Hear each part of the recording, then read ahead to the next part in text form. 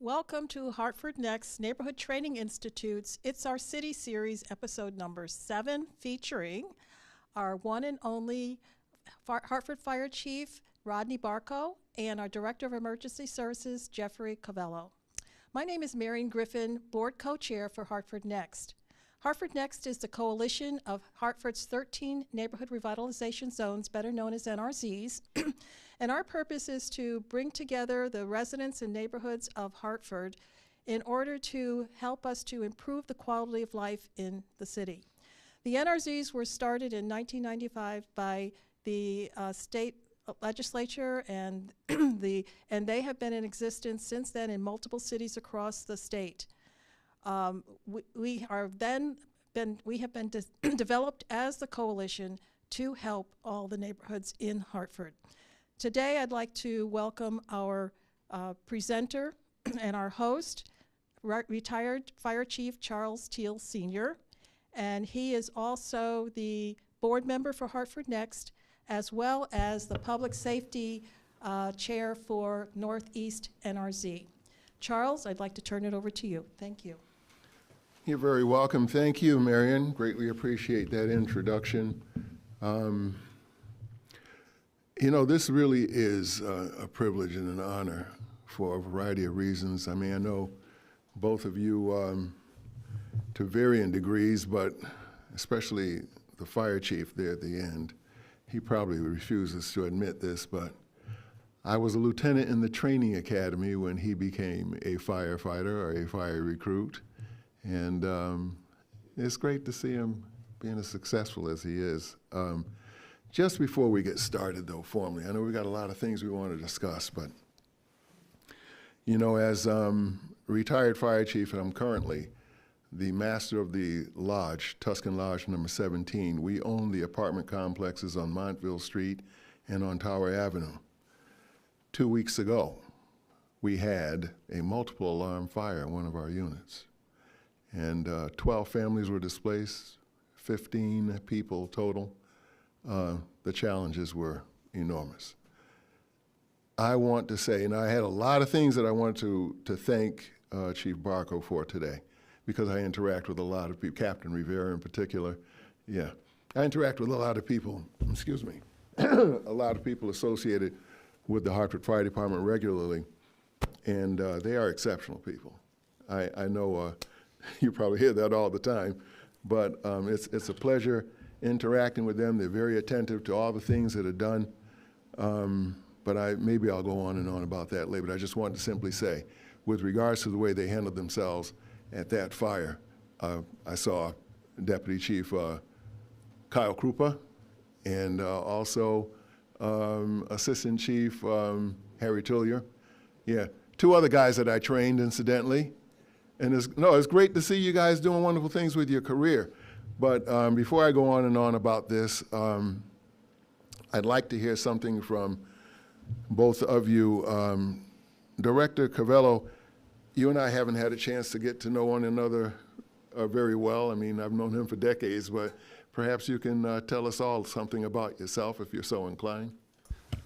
Yes, sir. Thank you very much for the invite. I've been with the city now just about 3 years. Prior to that, I was in law enforcement for 25. I worked 22 with the state, 3 in a municipality. And prior to that, I was a paramedic. I actually went to Greater Hartford Community College to get my paramedic degree in emergency medicine, or pre-hospital emergency medicine. Master's degree in emergency management. And I'm just very fortunate to be here. Thank you. You're welcome. Greater Hartford Community College. I know it's a different name now. Yeah. It's Capital Community College now. Well, I'm a graduate of Hartford State Technical College, and Hartford State Technical College and Greater Hartford Community College combined to become Capital. So, yeah, I can relate to that. I had, I don't know if he was there. What year did you say you graduated from? 2001. 2001. I think he was probably retired prior to that.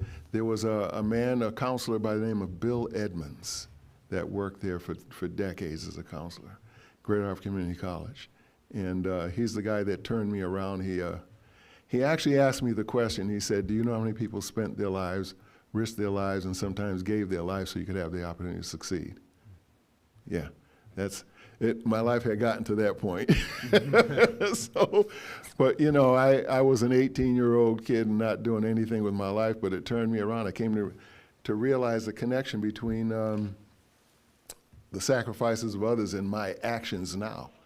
And that helped me in my career in the fire service tremendously. So thank you. Chief Barco, anything you want to tell us about yourself? Good morning. Thank you for having me. As retired Chief Teale said, he was in the academy. I've suffered the number of towers under his command, but I've been a lifelong resident of Hartford. I still live here on the South End, same place for 30 years. I've been in the fire service now in Hartford for about 29 years. After high school, went into the military, the Marine Corps, for 6 years. Once I got out, I worked part-time, and my boss said, hey, he's gonna sell a company, and I was like, I can't be without a job. So I never forget, it was like yesterday, one of the most greatest firefighters that I know, firefighter Mike Neely, knew one of the guys I went to school with, and he dropped by my house. And if anyone knows Mike Neely, he is a very strong and dedicated individual to the community. But if you see him coming, you might walk across the street. So he knocked on my door, and my mother answered the door, and she was like, what do you want? Oh, it's like, is your son here? Long story short, ended up getting the application, filling it out, and became, I took it the first time.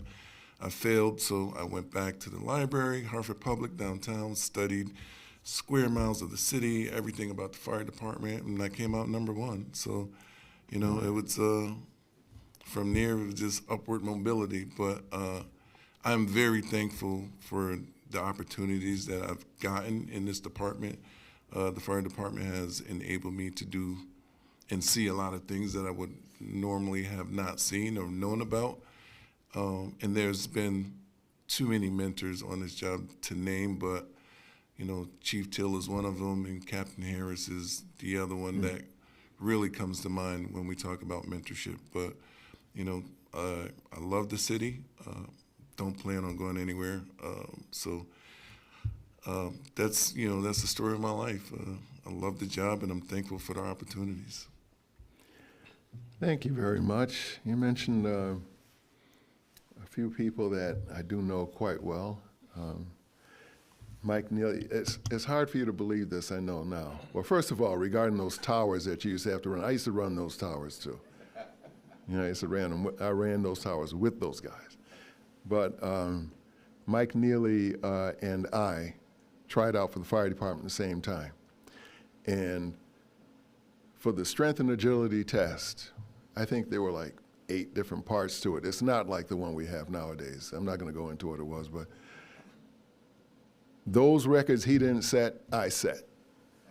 And I'm not exaggerating. We used to really work out. He was a wrestler, heck of a track star. I mean, incredible. The guy, he couldn't come on the job initially because he didn't have enough fat in his body. There wasn't enough fat. Oh, if you see him, you'll know what I mean. This guy's an incredible specimen. And you mentioned Captain Harris. He was one of my mentors, so he came on a long time ago. But yeah, I still live in the city of Hartford, but I'm in the West End. Not a phrase I really like. It's the West Side. We've got the North End, the South End. We've got the East Side, West Side. But I'll say it, in the West End. And active in the North End because this is where I was raised, you know. Anyhow, got to be careful. This thing will last too long. I want to hear about the mission of your organizations. By the way, I should tell you this, Director Covello. When the Hartford Fire Department took over as primary first responders to emergency medical service calls, a decision was made to civilianize the dispatch center. Up until that point in time, there was a police sergeant that was in charge of it, and we made that decision, and I was part of the group. There was 5 of us that selected the first person. That was Gary Stengel. You ever get a chance to meet him? I have not, sir. No. I'm familiar with the name, though. Yeah, Gary's a great guy. He was a sergeant in the Waterbury Police Department. If you get a chance to meet him, I think you'll appreciate him. So regarding the mission of your organizations, Can you give us an idea of what does it consist of, please? Yeah, so for ES&T, I could tell you because the numbers just came in for 2024, we answered 500,000 calls for service. So when you say you've civilianized it, I mean, we currently have an authorized workforce of 45, and only have 31 currently trained. 4 of those are in training, but we're talking a really lot of call volume there. Of that 500,000, you're talking about 140,000 of those are 911 calls. So the balance are administrative calls that are going either to the fire department or the police department.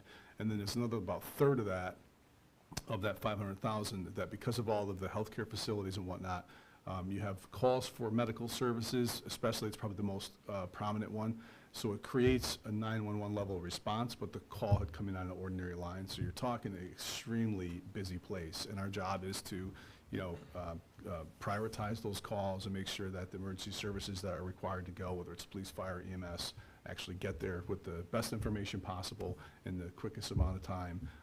And then between the admin calls too, I would say that our staff does a lot to help the citizens just with, whatever might be happening that day in the city. We do so much collaboration with the fire and police that we are a hub of information. If it's not on the website or you can't find it in some other location, you'll find out that typically the dispatch center has at least some information to guide the citizens. So we do get a lot of call volume, just in general knowledge about what's going on in the city. So that's kind of what the staple of our diet is. Mm-hmm. Just because it's foremost on my mind, and maybe people will find this to be uncomfortable to discuss, but I have to say this. You were able to distinguish yourself during the Sandy Hook incident, which took the lives of 26 individuals, as I recall. Yes. You're decorated in that because of that incident. Yes. That's got to carry a lot of weight. I mean, in terms of respect that you get for while performing the duties of your position, I would think so. Perhaps, but what I will tell you is that what I have benefited most from this assignment here working in Hartford is that because of my training, education, and experience, to include Sandy Hook or not, I've been able to bestow a lot of that onto the civilian staff that you speak of, right? So a lot of the people that come in and work there do not have any background in any of these fields, so it's been very rewarding in that respect. Yeah. Well, you proved yourself to be the kind of person that steps up when the need is greatest, and I can't thank you enough for your service. I mean that sincerely. Well, both of you, of course. But with regards to mission, Chief Barco, it's like people, I know you attend to so many calls, but do the best you can, man. Yeah. Well, our mission is simple, but a little bit complex, and that's to prevent or minimize the loss of life and property for the residents of our city, the visitors, and the businesses alike. And we do that through high quality, efficient, professional delivery of services such as fire suppression, EMS, hazardous material mitigation, technical rescue, and we also do fire and life safety education and fire prevention. So it's a myriad of a bunch of things that we do to reach one goal that the fire department has. And we're very fortunate to have, as Chief Teale said, some talented men and women in the fire service whose particularly expertise in their field. Like we have people who do technical rescue who's Pro Board IFSAC certified in all 5 disciplines who really enjoy it, and then they seek out education in that field when they're not even at work. So we have a lot of talented folks in our department at the city service, and I'm very proud to represent them. There's an expression, and I don't know who coined it, or I would credit my source. I'm going to quote it verbatim. It is found in the International Fire Service and Training Association publications.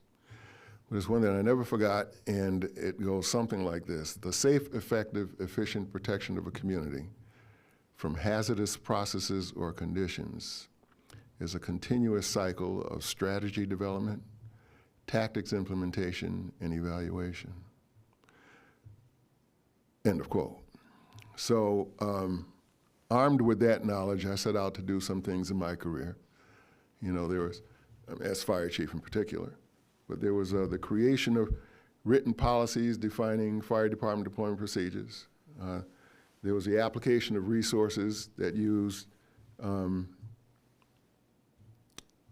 written policies to achieve the objectives, and there's a bridge between the two, which is size up, estimating the situation, determining course of action.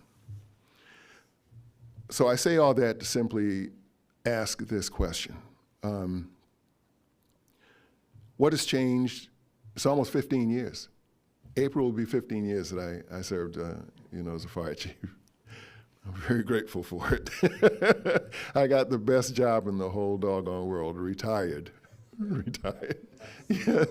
So I guess what I'm trying to say is I really can't tell from this perspective. I would never, and you know, your subordinates will tell you at a meeting, I never say, it's done this way. No, it was done that way.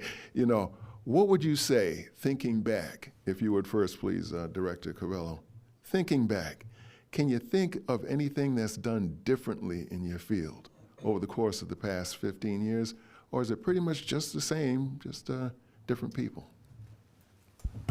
Well, you know, as it pertains to dispatch, there's a lot different. You know, the environment in there is so highly technical. I mean, I will tell you that the citizens of Hartford benefit from, and not to say there's not bugs that are still being worked out, but we have a brand new contemporary CAD system that is state-of-the-art, that's integrated with many different other attributes in which, whether it's Rapid SOS, which helps give you like pinpoint data on cellular data on your location, so when you're lost and you could be lost, or you could be on the third floor of a building and not necessarily know where you are, and that technology can tell you where you are based on address, and it can also give you elevation. So there's so much technology. I mean, I started in 1991 as a paramedic, and back then, you know, we're reading physical maps and atlases, you know, and we went to the various GPS devices to, you could find just about anything on your cell phone. But all of that technology takes a lot of moving parts, and it still takes a human to interact with it to get the emergency services where they need to be. So quite a bit has changed in that 30 years I've been in the business, in my experience. Well, you touched on one point that was a real challenge for us, I mean, once again, 15 years ago, and that is we went to one fire in particular where we had the assignment responded to Whitney Street. And everybody's on Whitney Street and looking around and they're saying, we can smell it, but we don't see it. So, I mean, I know this is old hat for you guys, but back then it was brand new. It was like, what's going on here? And it turned out the fire was on South Whitney Street, but the person had a cell phone. And when they called it in, he didn't know where he was and called it in as at the wrong address. So what you're saying, based upon what I just heard you say, is now it's pinpoint accuracy for cell phones? Right, because in the infancy of cell phones, to your point, you know, you might just get a closest tower or maybe the next closest tower, and you wouldn't necessarily know where somebody was. But in today's technology, I mean, I could tell you that in 2006, I ran the dispatch center at Troop G in Bridgeport, and at that time, the cellular phones they weren't able to pinpoint, you know, where you were. So we basically handled all of the calls for the city of Bridgeport, and would have to transfer them back to that 911 center. And I imagine at that timeline, the same thing was happening in Hartford. But today, it is so accurate that we typically do not get any phone calls, even on crashes, like on the interstates, that go right to Troop H in Hartford, and we only get what's, you know, relevant to the city. And that's really important too, because if you overwhelm our center, you know, so various people are trying to get in to discuss, you know, or to, you know, seek assistance. If you're overwhelmed on some other event that has nothing to do with us, it could tie up resources. So the advent of the cell phone is one thing, but the way they have really dialed in the technology is really unbelievable. Yeah. Huge improvement, because by the time we got all those companies redirected, you know what we had. Well, what about you, Chief? Anything different, would you say? Yes, sir. You know, it's amazing that you asked that question, because I always tell people, one, I'm thankful for the opportunity, but two, what amazes me is I came in at a point where I get to see the evolution of the fire department. So, and I tell this story all the time, but when I was at Ladder 6, when we first got thermal imagers, it was in the form of a helmet. Oh, and it weighed about, I don't know, 35 pounds. And if you was the roof guy, you was charged with deploying a thermal imager. Now, they're so small, we hang them on our coats. We had 3/4 boots, long coats. Now we have totally encapsulated bunker gear. We had flaps on the helmet. Now we got the hoods. So that portion of it, seeing those little increments in technology change, from open cab apparatuses to fully enclosed, from jump seats to individual seats, from one person having a radio to all members having a radio, right? The policies and procedures have changed with the times. And 5 years ago, we revamped all of our directives, and that's the policies and procedures that we follow when we go to calls for service. So we formed a committee, we looked at everything, and we decided what we was gonna sunset and what we were gonna improve. So we did that. We also added, excuse me, we also added technical rescue to the mix because we have a lot of construction going on in the city of Hartford. So you take CCMC, who's building an entire new wing. They have giant 1,000-foot cranes. So a man gets stuck on that, high angle rescue. So we invested $60,000 for structural collapse, $35,000 for swift water rescue, $30,000 for confined space, heavy equipment. We invested in our members to get that training so we can better serve the population. So in terms of change and as far as policy, procedures, the way we do things, and then technology, it's been leaps and bounds from when I first came on. And I think the newer generation firefighters are more apt to understand the technology. Now, again, we got record management systems where they can do their reports on the apparatus when they're going between calls, right? We have a SDI system, which is an accountability system for all our members when they go to the fire ground. Before, it used to be a tag that you take your tag off with your name on it, put it on the board. Now we track your radio through a digital board on a fire ground. So I think we made a lot of leaps and bounds and improvement in terms of accountability and procedure-wise. And now we're just moving into new ways of fighting fires, right? It's no longer just about fire tetrahedron. So there's new concepts and techniques that's coming out.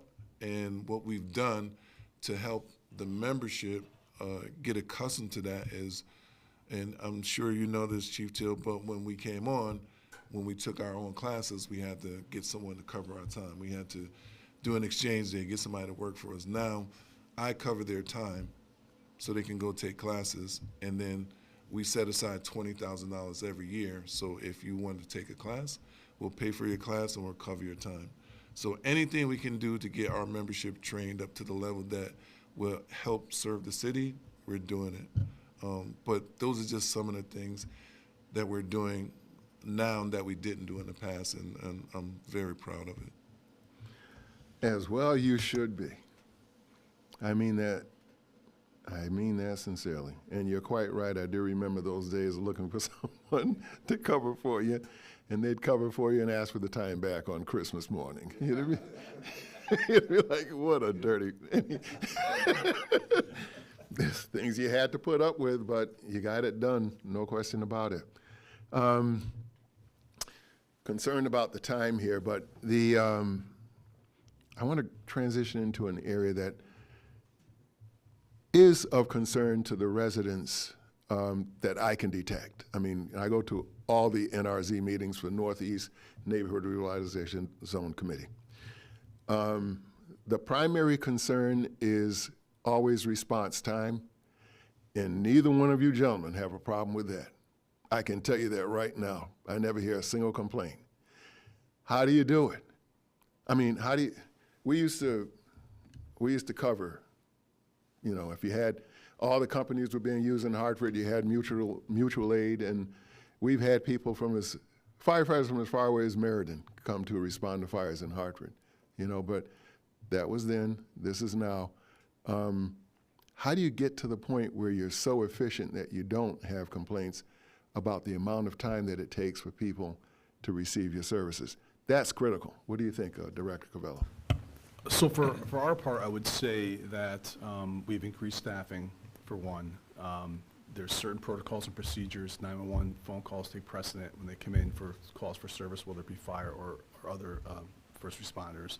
We've also implemented in the last, I want to say, 6 months or so, we could, through the very robust data collections that we do, we could tell that we were transferring a lot of calls to various either entities or agencies that were non-emergent in nature, whether it was booking at the PD or records division.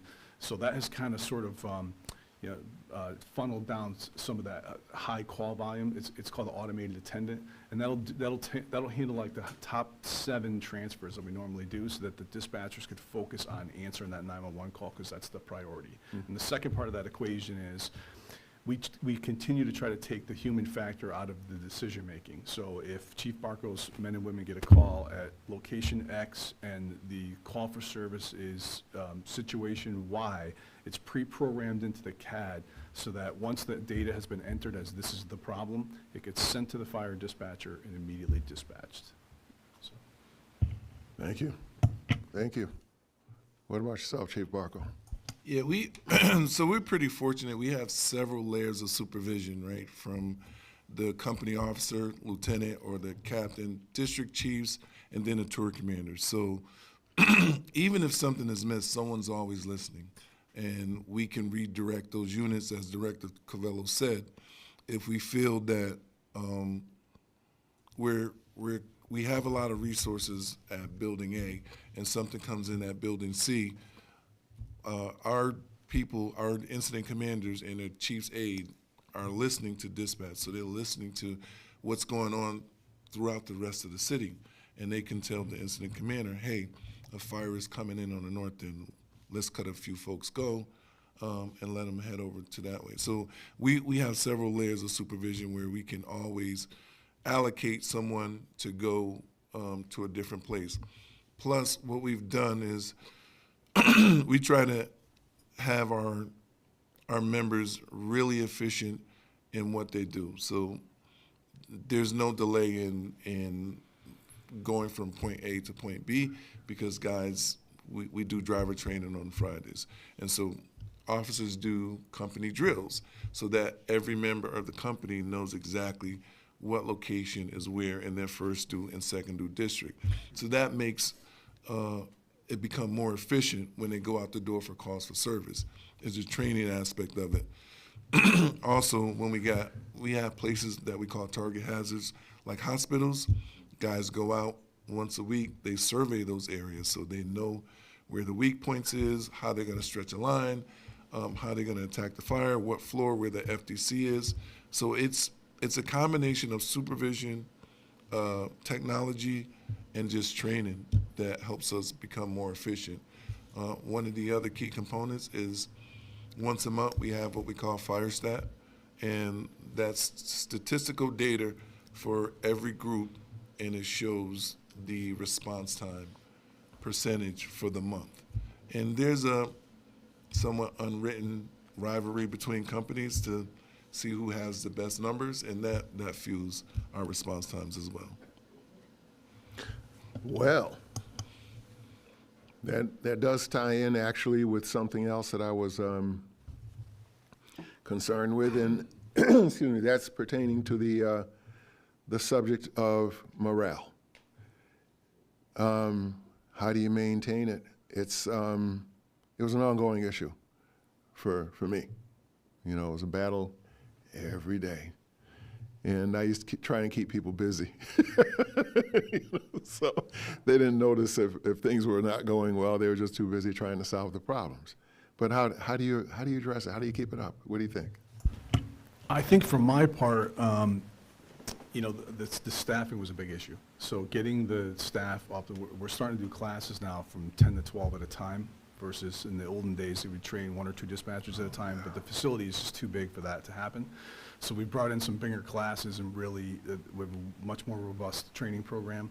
And what that means is that now these people can get time off, right? That's probably the biggest thing, is being able to spend, it's one thing to have a good job and good benefits and all that is great, but you need time to spend with your family and do whatever it is you like to do outside of work. And if you can't get time off from work, or if you're getting held against your will for multiple shifts, that really kills morale. So that's the type of things we're doing. And the second part of that is we support them where possible, like whatever their needs are.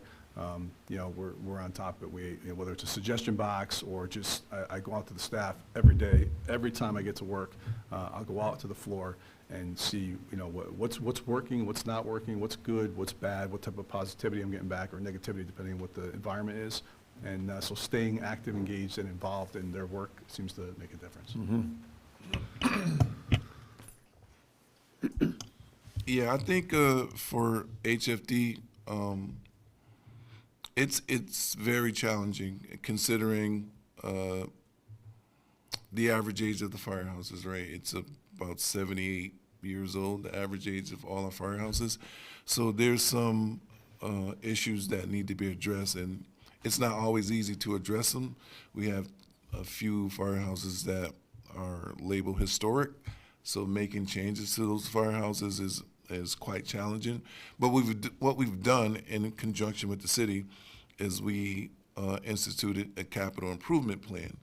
And in that capital improvement plan, we've identified the houses that are in the worst condition, and they're slated for total renovation. So Engine 5 was next up after Engine 11, and we've been in discussions with the city about how we can go about modernizing the firehouse and making it more comfortable for the membership. One of the other things that we've done is last year we sent out a survey through SurveyMonkey anonymously to the membership to figure out what kind of services that they would need. And I actually just received that survey back probably last week, and it was a survey done through all 3 agencies, Hartford Police, ES&T, and the fire department. And so now through that survey, looking at the recommendations, we're going to go through our vendor, which is EAP Solutions, and start to offer classes for the membership that would help them cope with work life and home life and any other issues that they've identified. So we've been working closely on that. For some morale issues, it's kind of out of my control, but we've redeveloped or revamped the EAP services. So one of the things when I was coming up through the department was a bit of a mistrust with EAP, but now we've got it to a point where members are actually utilizing the services, and they feel a lot more confident with going and talking to someone or being referred to someone, because mental health is a real issue in this day and age, and we've acknowledged that through the administration in the city. So we've been helping individuals out on that front. And my door is always open to, whenever someone has an issue of a personal nature that they want to discuss, and, we generally put them in the right path, or we direct them to the right resources so they can utilize those resources. One of the things we're doing as well is just correcting behavior. So it's a cultural thing, but we're making small adjustments to the department in hopes to make further adjustments in the future. So small increments into like uniform, grooming, roll call. Just Chief Teale put out a memo years ago, back to basics, and that's what we're trying to do. Back to basics, do the small things, and then we can work on the larger things. But for the most part, yeah, morale is challenging, but I think we're doing a good job in heading in the right direction. Certainly sounds like it, and I can see it. Really, I can see it in the members of the department. I think I better get close to the conclusion of our, yeah. Oh,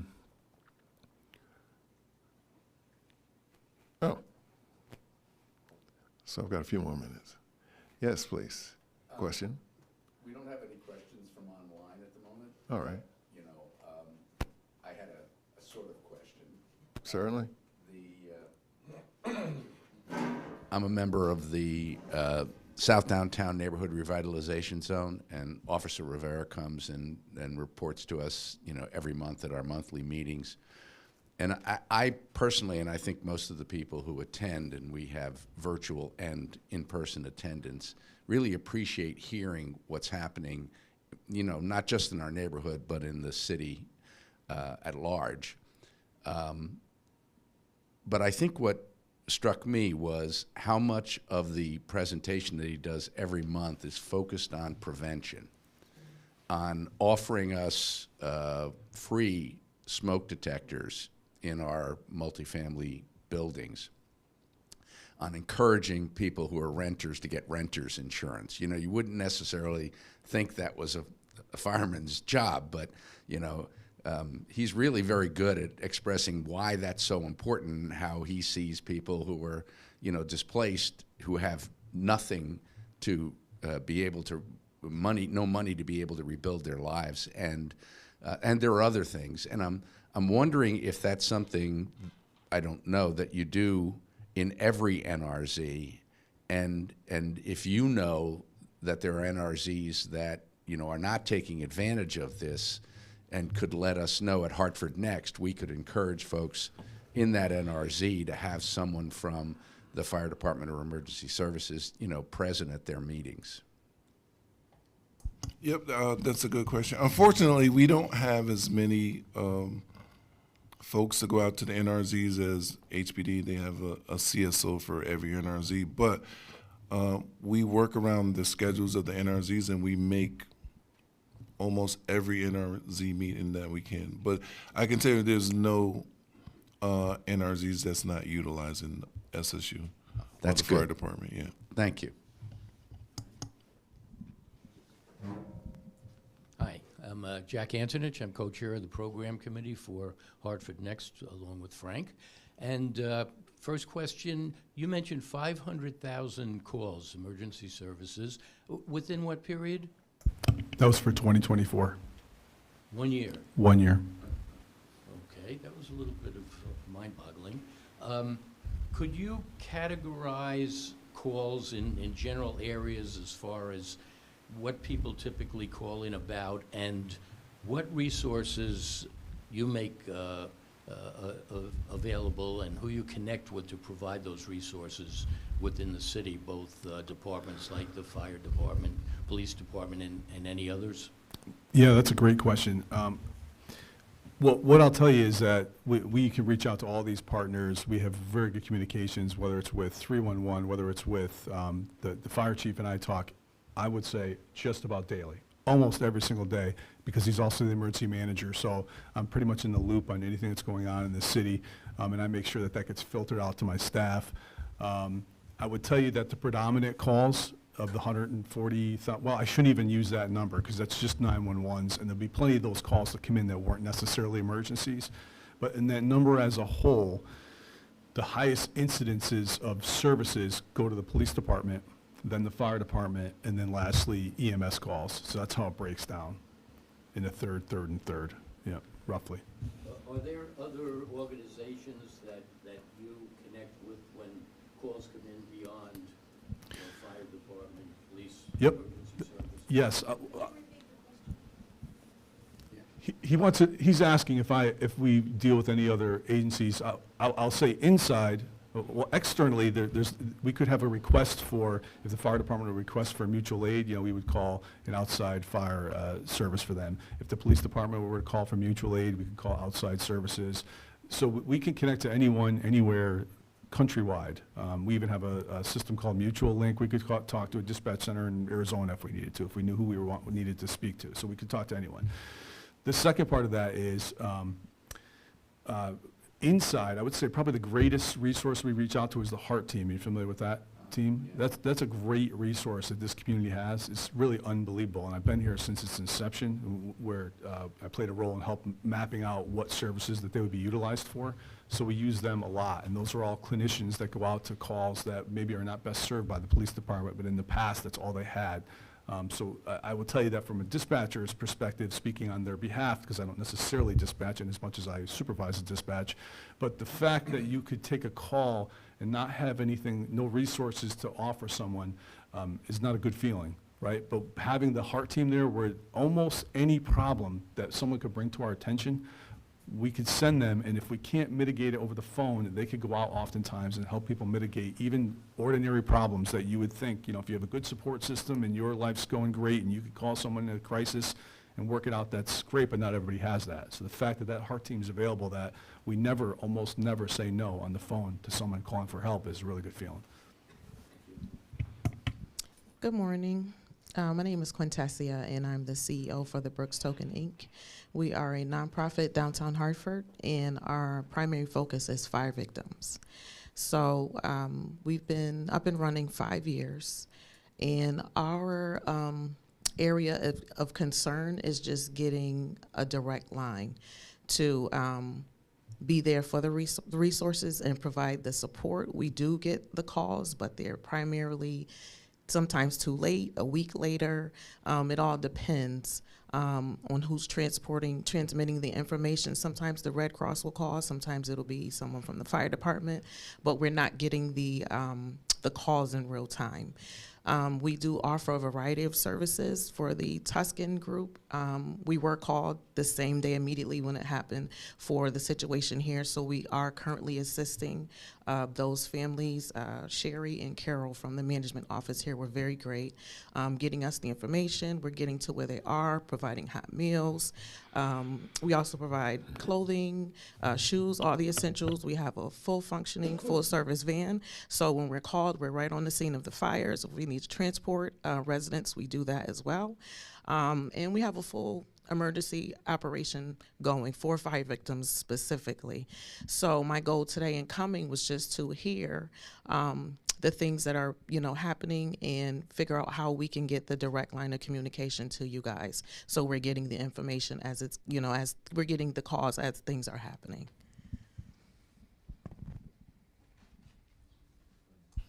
So that it's interesting that you say that. I'm sure we can, we can always use the help when it comes to relocations and services for fire victims, but I think we can have a bigger conversation with all parties involved. That would be my SSU units, American Red Cross, and Health and Human Services, because we're all involved in the same, we're all involved when calls for service come out for transport and relocation. So having you in the loop, it can be beneficial to us. It can't hurt having more resources. So I think we can set up a meeting and figure out what's the best way to go about it in the future. Very good. I wouldn't be true to myself if I didn't say something related to history. Yeah, excuse me. Perhaps you know this already, but I have to bring it to your attention just in case. Something I discovered.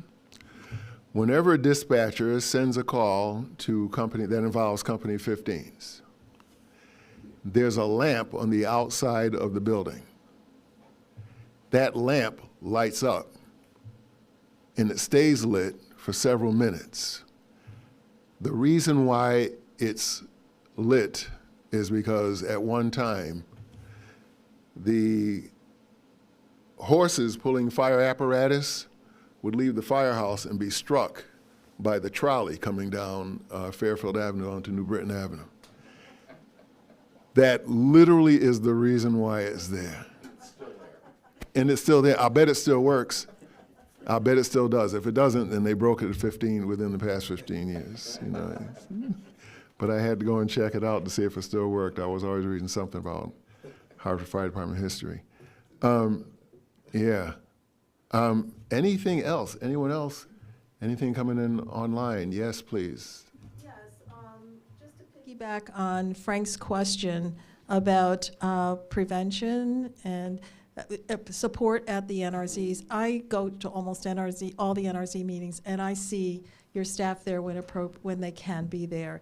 And sometimes you have subs who come in and help out with that. But my question is on education, because the information is being presented at these meetings, but the question is, how do we get the information out to the residents who are not there or not online and not in the stream of getting that kind of information through that resource? What do you have in place that's really going to help educate residents on prevention? Because that means that you have to do fewer and fewer calls to solve problems.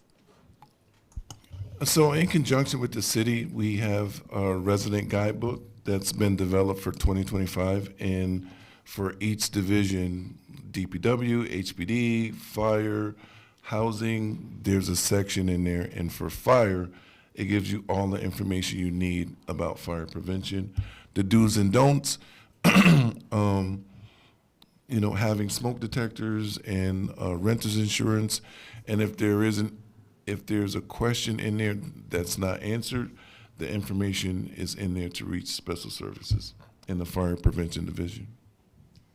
Is there any thought about doing PSAs and putting things out where people normally get information? Yes, as a matter of fact, I just did a PSA with Health and Human Services just before Christmas, and we talked about safe travel on the Health and Human Services side, masking up, and for fire prevention, I talked about some things that you shouldn't be doing in terms of space heaters being 10 feet away from any structures within your home, things of that nature. So we do occasionally put out PSAs as well. Thank you. I could really appreciate the fact that both of you are concerned about the psychological well-being of your employees. I just can't imagine speaking of the past, what it must have been like for, the guys that responded to the Circus Fire in 1944, then went to the Nile Street Convalescent Home fire that took 17 lives, I believe, the following year. They never had any kind of counseling services, nothing. And one of them I knew was a very, very close friend of mine by the name of Billy Dwyer, who came on the job in 1936 and retired in 1967. He's now deceased. But, I think you've got the right temperament to stay as fire chief for quite some time, Chief Barco. You really do. You don't you don't let things rattle you. That's the way to be. Don't be like I was. Let everything get under your skin. You don't last long doing stuff like that. But I think that's about all I've got for today. Anyone else have anything, any questions? Anything coming online? Do either of you gentlemen have anything you'd like to add at this point in time? I just want to echo your sentiment about Chief Barco. He's been a huge asset to me. Learning the city during crises, when the 911 went down a few months back, he was at my side within minutes of that system going down, so I couldn't say enough about the man myself. And I just want to thank you for inviting me, sir. Appreciate it. You're very welcome. Very welcome. Yeah, I'm grateful to be here. Thank you for having me, Chief. I was a bit nervous at first, but you made it as painless as possible. But I can echo the same sentiments about Jeff. He really turned dispatch around, and it's a noticeable improvement. So, I'm glad to have him as one of the directors, as well as the rest of the directors in the department. And again, I'm definitely thankful for the opportunity, and thank you for having me. You're very welcome. Thank you for being here, gentlemen. I really appreciate your time and your attention to this process, indeed. Marion? Yes, I'd like to thank all of you for participating online, those of you who are here and asking questions. And I'd like to thank Chief Barco and the Department of Emergency Services, Jeff Covello, for being here. But most importantly, I'd also like to thank Charles Teale, former fire chief, for hosting this event and the Tuscan Brotherhood for helping us to be at this place. At this time, what I'd like to do is ask Frank Setner to come up and talk about the upcoming programs that we're going to have in our It's Our City series. Thank you, Marion. So we have 5 more upcoming programs that will be part of the It's Our City series. We have Health and Human Services. We have the Board of Education, the Superintendent of Hartford Schools. We have a program we're calling Managing the People, who includes the COO for the city, the Chief of Staff, the Director of Labor Relations and Pensions, and the Director of the Community Engagement Committee. And I think I got all of them right, Marion? Yeah, and boards and commissions. That's going to be our final episode, and that will include a panel of representatives from boards and commissions, as well as a sort of science fair where all the boards and commissions hopefully will be represented with tables, and people can visit with them and find out what the boards and commissions do and whether they can join and how they could help serve the city. So thank you very much. Thank you, Frank. And as being part of Hartford Next and representing the NRZs, I have to put a plug in for the NRZs. Please go to the Hartford Next website, take a look at your neighborhood and the contact information for your NRZs. And if you're not attending the meetings or you're not in contact with your NRZ, please do so, because they are there to advocate for the needs of the neighborhood and to provide information to you. So we encourage you to participate in your neighborhood association, NRZs. With that, I'd like to thank the program committee for helping us to get this all set up. I'd also like to thank the Tuscan brothers, and also I'd like to thank Stan McCauley, who is making this possible for live streaming and keeping this available to those who are not able to participate in person. So we look forward to seeing you again in one of our next series. Thank you very much.